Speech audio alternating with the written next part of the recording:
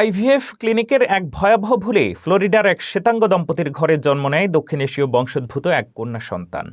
DNA টেস্টে ভুল ভ্রূণ প্রতিস্থাপনের সত্যটি সামনে আসতেই বিশ্বজুড়ে তোলপাড় সৃষ্টি হয়।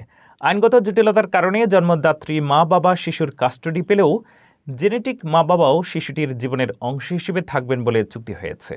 এই মারাত্মক ভুলের পর শিশুটির ভবিষ্যৎ এবং দুই পরিবারের মধ্যকার নাটকীয় আইনি চুক্তি নিয়ে বিস্তারিত থাকছে প্রতিবেদনে।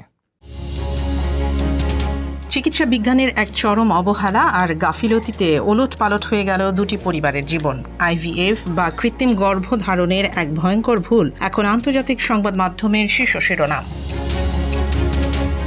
যুক্তরাষ্ট্রের ফ্লোরিডায় টিফানি স্কোর এবং স্টিভেন মিলস নামের এক শ্বেতাঙ্গ দম্পতি দীর্ঘ প্রতীক্ষার পর জন্ম দেন এক কন্যা সন্তান। কিন্তু আনন্দের মুহূর্তটি মুহূর্তেই রূপ নেয় চরম বিস্ময় আর আতঙ্কে। সন্তান শ্বেতাঙ্গ দম্পতির হলেও নবজাতকের চেহারায় ছিল সম্পূর্ণ ভিন্নতা। পরবর্তীতে জেনেটিক পরীক্ষায় বেরিয়ে আসে এক নির্মম সত্য: শিশুটি শতভাগ দক্ষিণ এশীয় বংশোদ্ভূত।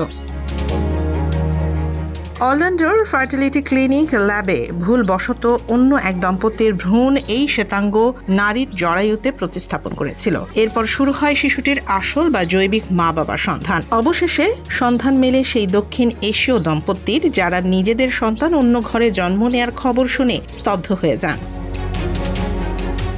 আইনি লড়াইয়ের পর দুটি পরিবার অবশেষে একটি যৌথ কাস্টাডি চুক্তিতে পৌঁছায়। ফ্লোরিডার আইন অনুযায়ী যিনি সন্তান জন্ম দেন তিনি আইনি মা, ফলে শিশুর সেয়া লালন পালনের দায়িত্ব জন্মদাত্রী শ্বেতাঙ্গ মায়ের কাছেই থাকছে। তবে আসল জৈবিক পিতামাতাও শিশুটির জীবনের অংশ হিসেবে থাকবেন। এই ঘটনার পর অভিযুক্ত ফার্টিলিটি ক্লিনিকটি স্থায়ীভাবে বন্ধ করে দেওয়া হয়েছে। জন্ম নেয়া মা নাকি নিজের রক্ত, এই দুইয়ের টান আর ক্লিনিকের এক মারাত্মক ভুলে দুটি পরিবার আজ আজীবন এক অদ্ভুত ও বেদনাবিধুর সম্পর্কে বাঁধা পড়ল।